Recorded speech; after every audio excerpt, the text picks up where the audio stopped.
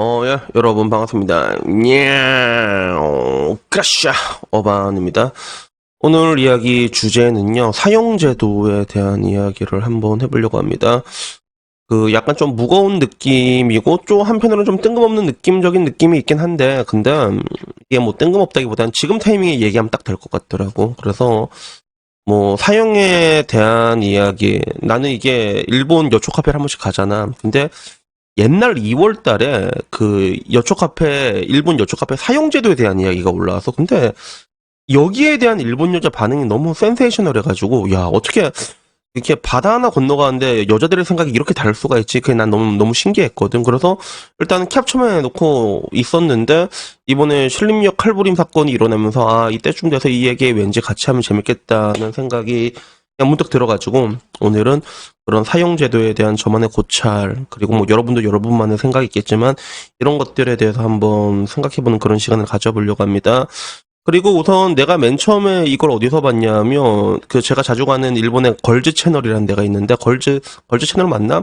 거기 정확히 2023년 2월 5일에 올라갔던 거거든. 내가 이때 이게 반응이 너무 충격적이라서 캡처해 놓은 거야.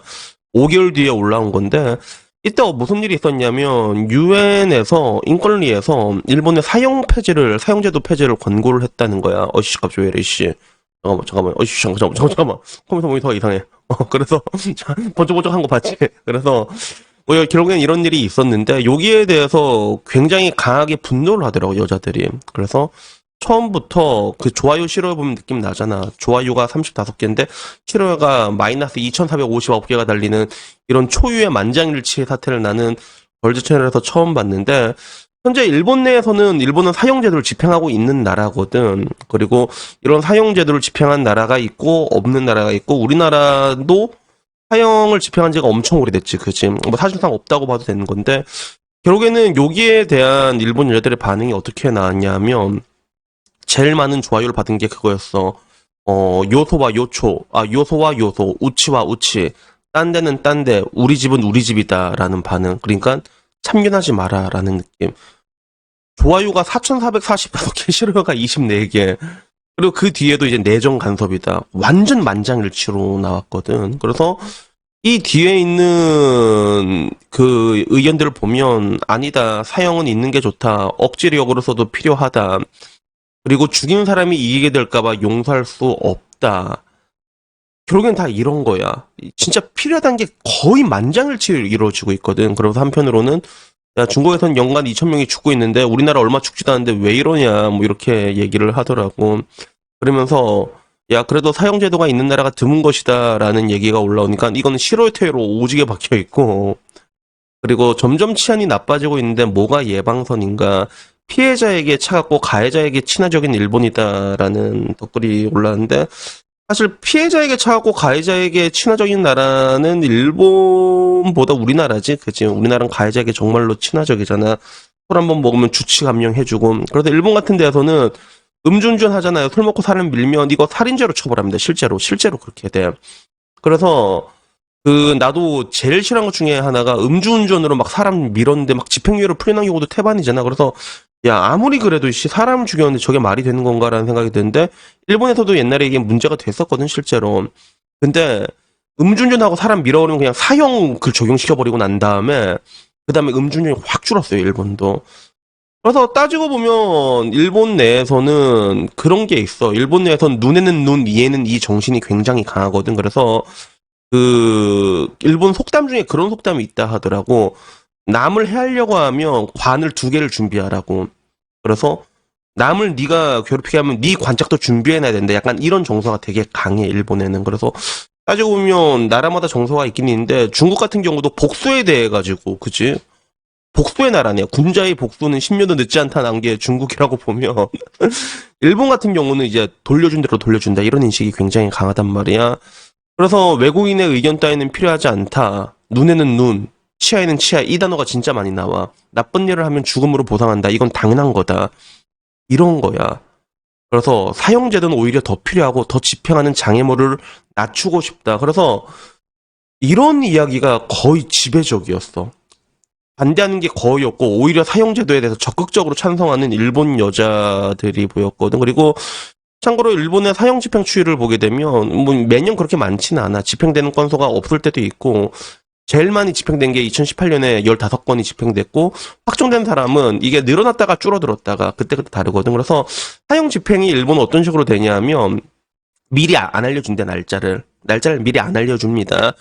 그래서 이걸 미리 알려주면 패닉 받아가지고 이제 막 그 전날에 막 자살하고 이런 경우가 태반이라 가지고 오히려 이제 당일날 알려준대. 그거를 야 너 오늘 집행된다 이렇게 되면 그 사람들 막 패닉에 빠지거든. 근데 문제는 자살도 못해. 당일날 알려주게 되면. 그러면 맛있는 거 먹이고 보통 이제 교수형으로 집행을 하거든. 이 가운데서도 교도관이 나란히 서가지고 한 명이 누른 게 아니라 죄책감을 덜하기 위해 가지고 이렇게 한 명, 두 명, 세 명이 동시에 빨간 버튼 꾹 눌러가지고 그렇게 형 집행한다 하더라고.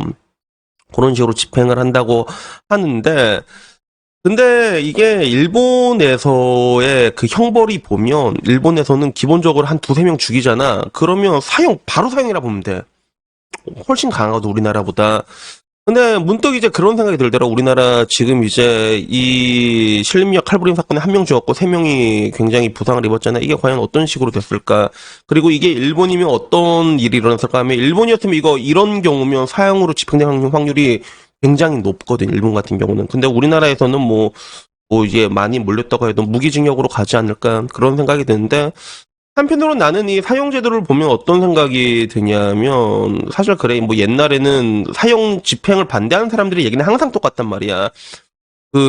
대한민국, 법이라는 게 항상 그렇지 않냐고.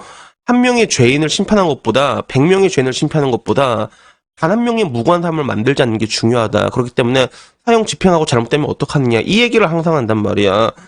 어느 나라를 가도 이 얘기를 똑같이 하거든. 근데, 뭐 옛날에는 이런 사례가 있었어. 실제로 막 60년대 70년대는 그런 사례가 실제로 있었거든. 근데 지금 와가지고 이런 사례가 잘 없어. 지금 와서는요, 사형 집행되기까지 형이 CCTV 뻔히 다 찍혀있잖아. 칼로 찌르는 거 그런 얘기를 하는데, 근데 이것도 되게 웃긴 게, 아니 무죄 추정의 원칙이라는 건 이미 없어진 지 오래 아니냐 대한민국에서.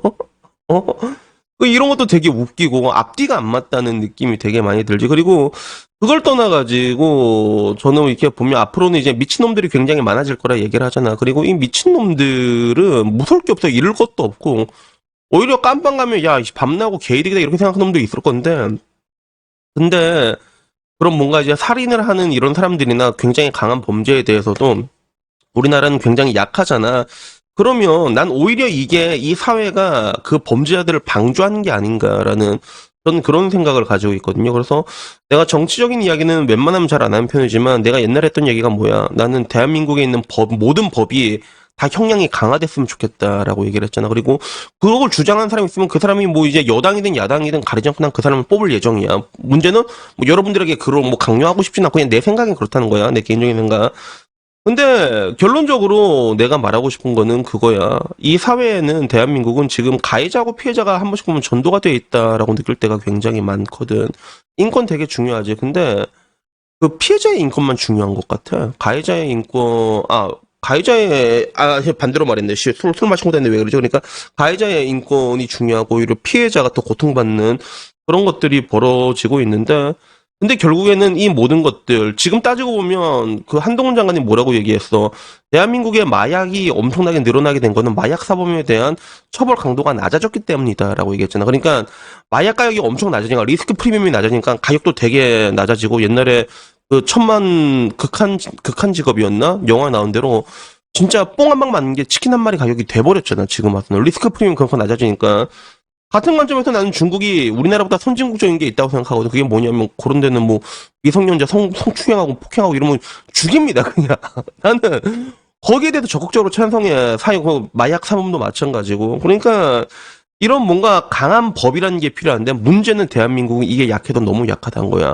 그리고 이런 것들이 지금 와서 보면 이 사회가 오히려 범죄를 방조하고 있는 게 아닌가, 전 그렇게 생각을 하거든요. 그래서 뭐 극악무도한 사람들을 보면 뭐 한 번에 이렇게 찔러주는 경우 잘 없잖아. 정가가 뭐 몇십 개씩 되는 사람도 태반이란 말이야. 그러니까 이런 애들한테는 그게 이제 더블 세 배로 계속 때려야 돼. 이게 가중처벌이 들어가야 된단 말이야. 갱생 된다고 생각하면 안 된단 말이야. 그 격리를 시켜야 돼. 그런 애들은 그 애들을 오랫동안 격리시키는 게 선량한 피해자를 한 명이라도 더 줄이는 방법이거든.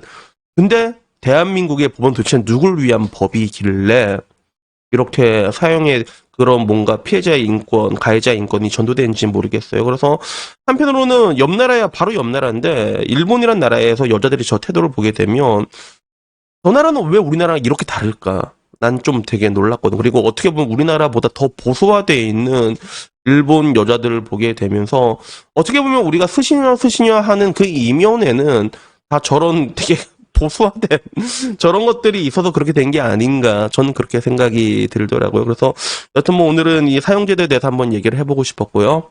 여러분들의 생각하는 뭐 온도는 어떨지 모르지만 아마 여러분들도 나랑 좀 비슷하지 않을까. 뭐, 전 뭐 그렇게 생각을 합니다. 여튼 뭐 오늘 이야기는 여기까지고요. 다음엔 조금 더 재밌는 이야기로 찾아뵙도록 하겠습니다. 이상입니다. 감사합니다. 야옹.